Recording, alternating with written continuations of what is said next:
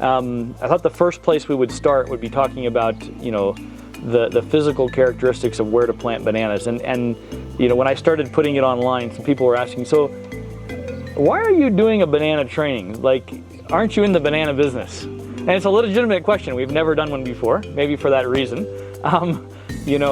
But I've been getting calls from people who have tried the banana business, and there's two things that stand out to me. One, every time you post a big bunch, someone asks you what variety, and that's the wrong place to start. Although I understand it when someone sees a big bunch.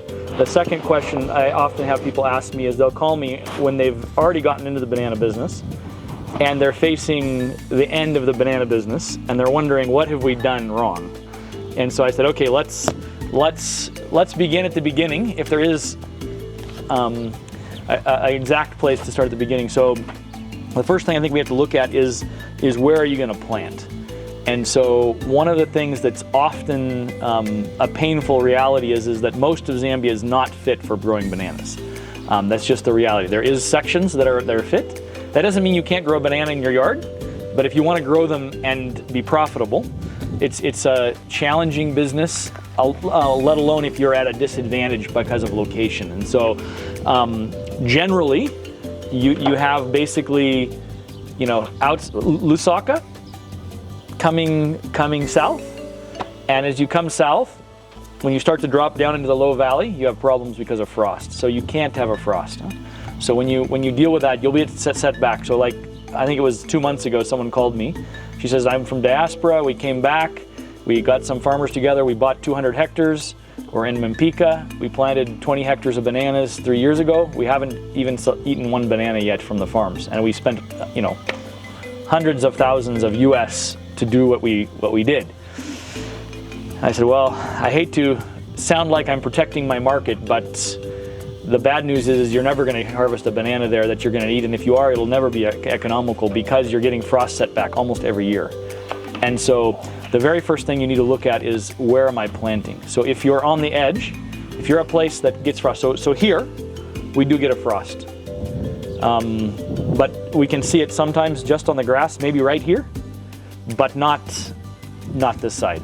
And so lots of times it's tempting to plant near the water because, well, there's water and maybe the soil's a bit better or whatever. But from a standpoint of growing, you really want to plant your plants where there's not a frost. So northwestern parts of northern, where there's more rain and there's more of a mild climate.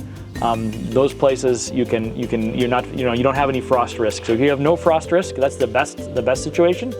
If you have a frost risk, and we have the frost risk, we have had damage from frost in some occasions.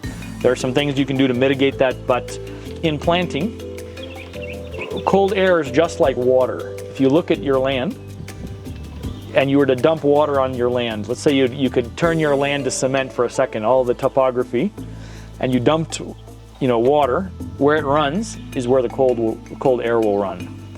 And so if you're in here, or like going down to Mazabuka, you'll see going down towards Mazabuka, there's a couple of places that have bananas, but you'll notice that they're not places where they're planted typically at the bottom of hills or in the low places of the valleys, because the cold air goes there and then they get frost damages. And so as soon as they drop over the hills to where there's frost, now you're in a situation where the damages just set you back so far every year you won't be economical. So there's definitely some fruits grown, like for example Makushi. Makushi is not a very good place to grow bananas. There are people going to market with fruit. One, the fruit isn't as nice. It's long fruit. It also doesn't hold as long. It takes a long time to ripen.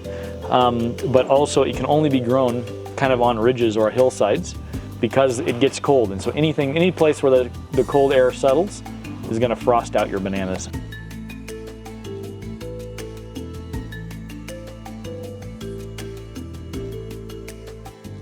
I remember in 2013 there was a man who came from France. So when he reached a place, he found that we had good bananas. So when he looked at them, he said, how come we got these good bananas?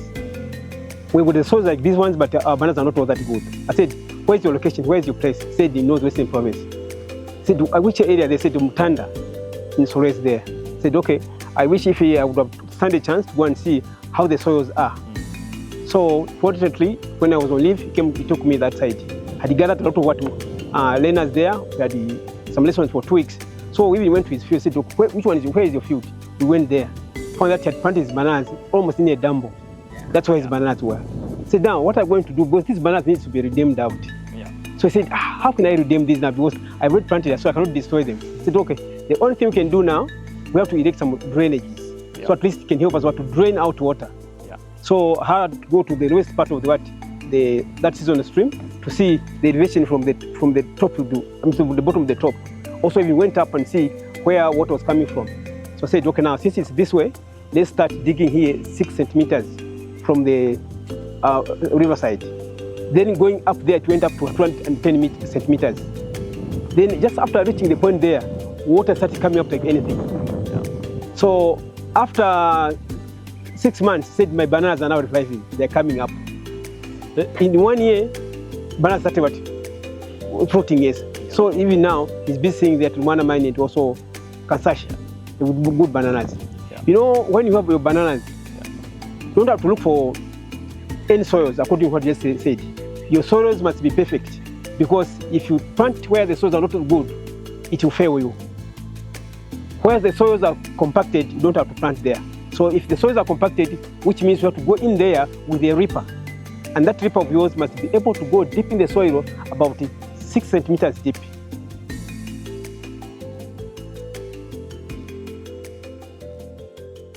The ideal soil, what's the perfect soil? The perfect soil is a sandy loam. So it's a 60% sand, 40%, you know, it's between organic matter and silts soil. So, you know, a good place maybe to make an example of would be Shimabala. All the acacia trees there, you go out and you dig that soil, what color is it? It's brown. It doesn't turn into a ball when it's wet, but you can ball it, but it doesn't stay in like a clay ball. They have beautiful soils for if you're talking about perfect banana soils. We don't have perfect banana soils. We have good soils. Some of our fields are quite good, but we're on the heavier side. If you go to heavy clays, the bananas don't like it. They want an ideal soil for a banana. It needs to be, you know, like you don't have compaction, you don't have density. The roots want to be able to go, so they want something like between a 60% sand and down, and then you want to have organic matter. You can obviously impact organic matter by cover crops, by bringing manures. You have to watch salts with manures, but there's things you can do. But the perfect soil is going to be growing in an acacia grove, like maybe what, going northwest of Lusaka. West of Lusaka, there's sections there. You see lots of acacia trees. Yeah, it's a good place to grow bananas, especially if it's not, you check the soils and they're not too much sand.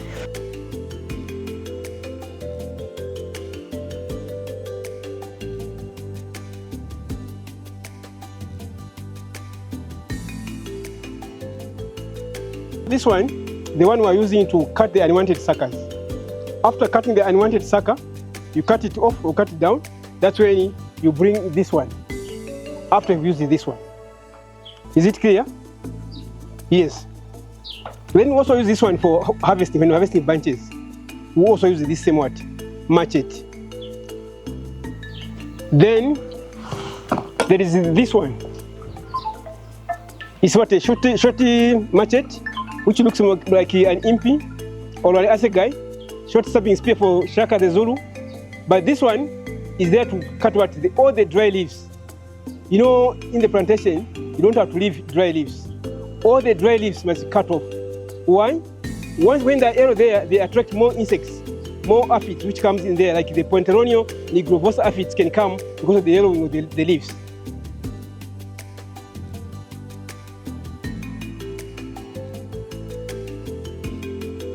Traditionally, we've done 3 by 1.5, and you'll see a section we've done that. We've now shifted to something quite different. And so, Ranj, you can explain what this one is, and then I'll explain why we're doing it. Okay, so this one, if you look at this one, here, it's from here up to here is 5.8 centimeters. I mean meters, 5.8 from here to here. Then if you come here, from this one to there is 120 centimeters. Then from here to there is 1.5, 150 centimeters, which is in there. So there's no why I think you tell you there's no why we're doing this, but otherwise here the lateral which is here, from here up here is 1.5 centimeters. Hanukkah Maximum, or Maximus. You can get it in town. I think we get it, it's about $18 a kg for the seed. It stays in place, which is one of the nice things. Like when you plant it, it doesn't just spread out. So if you put it like, and we'll change how we do it. When we do the new ones, I'm probably gonna just put 3 or 4 rows down the middle and leave the edges. And I'm gonna play with doing something like planting ground nuts or something along the edge that's a little shorter, so that the microjet throw reaches the center easier. And then the grass is in the middle, and then, yeah, anyway, we'll see. We're experimenting. But this is amazing grass. Like this here you see here, as soon as we have rain, within a month it'll be a meter high. Just grows like mad. Was part of this. This is the same thing. It's it's still surviving underground. The roots are still there. As soon as the rains are here, it'll be this high. And if I move the microjets, as soon as we trim the grass, then you know we'll have a full throw. But anyway, any questions? Otherwise, we'll move to the side by side.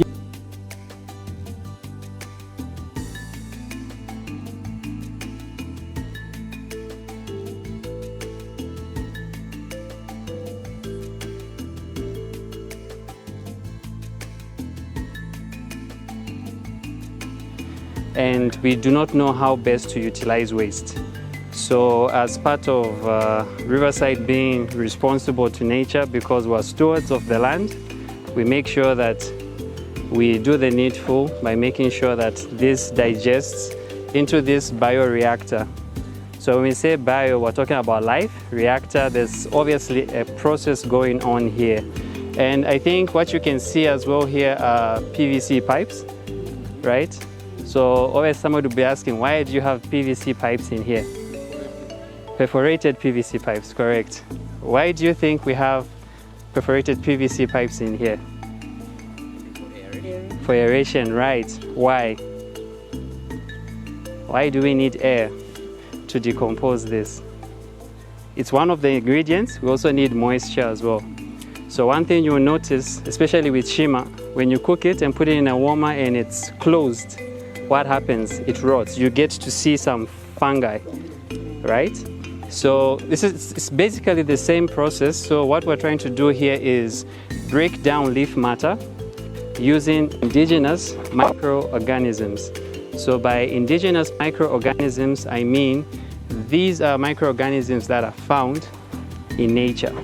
So God, through his intelligent design, made sure that we have these microorganisms. So people are asking, what are microorganisms?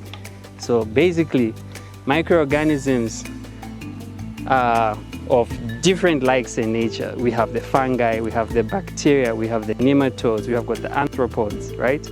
I know it sounds very crazy, but to simplify it, the take home is we have these microorganisms that are going to help us break down this organic matter. For how long? The next question will be for a year. I understand many people are so impatient because we want to do things now. So they're like, oh, why can't I just get chicken dung and put it in the banana field, right? Through God's intelligent design, we have a lot of things going beneath the soil. Like there's so much. Like I would recommend Plant Intelligence. When you have time, try to read the book. It explains what goes on underneath the soil. Plants speak a language that's more ancient than human beings. That's one thing you should take notice of. So whenever you're on your farm, as a steward, you have to take care of these microorganisms. So one of the things we normally do with Johnson soup, whenever we plant in, we actually put them in the planting hole. Why? Because remember, we have beneficial microbes in here. So we want to have a lot of things going on there. Good nutrient uptake. We want to avoid disease as well, so the diseases are suppressed. We're also inoculating the soil. There's so many things that you can also use them. Remember I mentioned you can do the compost tea. You can also use it as seed treatment. So in your maize season, next year, when your Johnson soy is ready, suppose you have this. So let me just run through this. So we have a shade cloth, the same one that you use for your nursery. Make sure that it's breathable enough, right? And then we have our perforated PVC pipe there. Now, here's an interesting thing. There are holes on the slab because we want the pipes placed there, right?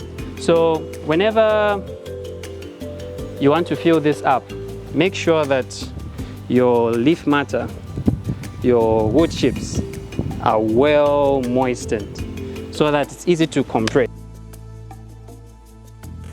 Right? And so we have a solution to that, right? We have a method, which is treating it with an insecticide like imidacloprid. But you see, with everything that we do as people, we do one thing, then there are unintended consequences on earthworms. And I think we all know the importance of earthworms in our systems.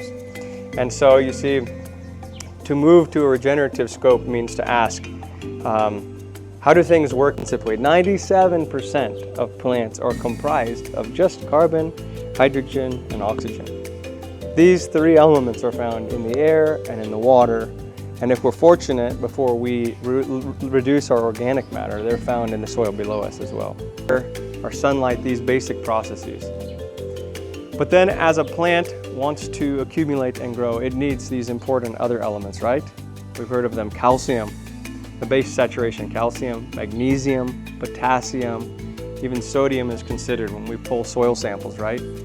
So before we begin anything, the Bible tells us before we undertake something, we must what? Count the costs. Before we ever undertake something, we must first count the cost to say, what is this endeavor going to test with plants to see how the plants took up minerals from the soil and what the ratios, right, the proportions are supposed to be ideally in the soil. Meaning, how should calcium, magnesium, potassium, and sodium relate to one another? Go and grow, okay? But if we don't consider these structural components first, then we will have weak plants later down the line. And most people, most of the time you'll talk like, what is my NPKs? And we'll get to that. But more important than that is your foundation. You cannot build a house, right, unless you pour a foundation. So your foundation should come from these things. From considering your base saturations in your soils, considering your pH. You know, I'm sure by now everyone is aware of pHs. We don't want them too acidic, and we don't want them too alkaline, too basic, but neutral.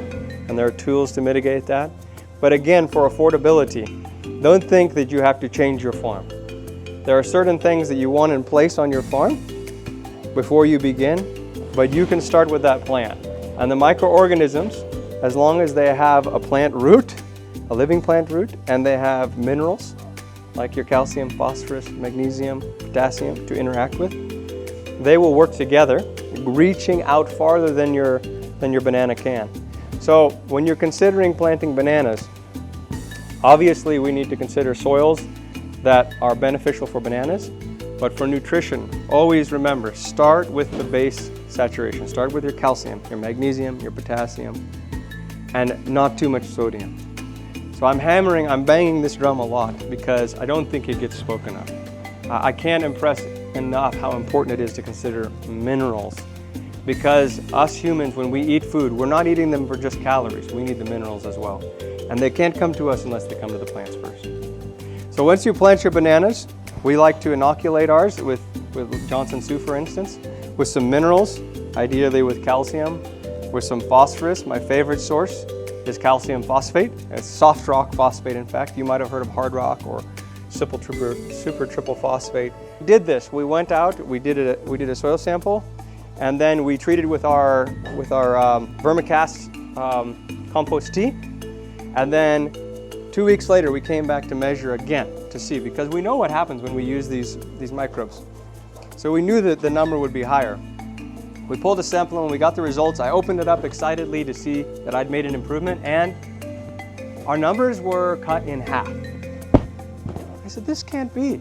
How can the numbers be half? No, we've improved it. And I was scratching my head saying, what do I need to learn here?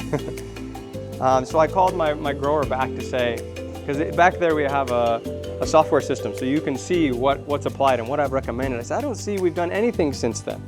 So I called him and I said, is there any chance I've missed something? And he said, oh, let me see. Sure enough, oh, we did an application. Okay, what up? Well, we use a 25003, which is it's like a urea ammonium nitrate with a little bit of sulfur. That's a very soft fertilizer. I said, you did? When? Let me see, about 10 days ago. How much? Oh, we put on about 25 units of nitrogen. I said, are you serious? 25 units of nitrogen cut our microbial population in half. And he spread that over a 5-day period running his center pivot. Now I was discouraged at that, I'll be honest, because this was complexing our fertilizer with carbon even. So I was really discouraged on the one hand to say, okay, I didn't know that it was impacted so greatly. But on the other hand, I was encouraged all the more to say, this is the reason. When people say, why do I have to add biology?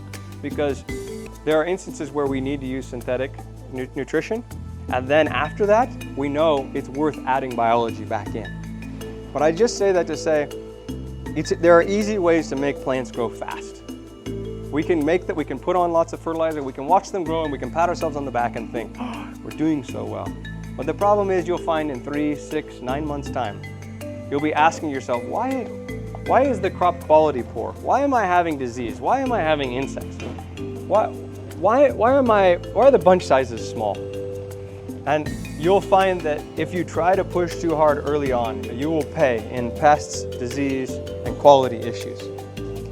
So, okay, practically speaking, what does that look like? When you start out with baby bananas, you won't need more, in my opinion, in my preference, you won't need more than 15 to 20 kilograms of nitrogen, 15 to 20 units of nitrogen in a month, in that first month when you take them from the nursery out to the field. To be honest, I think that's even high. We're continuing to work our way back down because we have the ways we've done it and there are consequences, and we're saying we have improvements to make. But we get bold, but we only get bold in small places. We don't want to get bold in big areas because we might pay dearly. But what we find is we continue to back that down. In our nursery, in fact, we moved to more organic forms of nitrogen using fish hydrolysates, using the product that we manufacture here called Soil Vigor, which is a mix of amino acids, carbohydrates, lipids, biostimulants, etc., calcium silicate that we put in with the plants. And we're finding that when we do so, well, I was told just recently actually that normally we have loopers in the nursery and we haven't had any. I didn't even know we were making such progress. So I was happy to hear about this.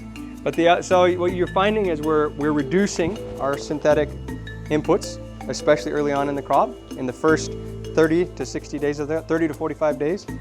And we're using more organic forms. By that I mean they're complexed with carbon, whether that's through composted manures, through fish hydrolysate, or through the product. For here, we make it into this product called Soil Vigor because it's just easier.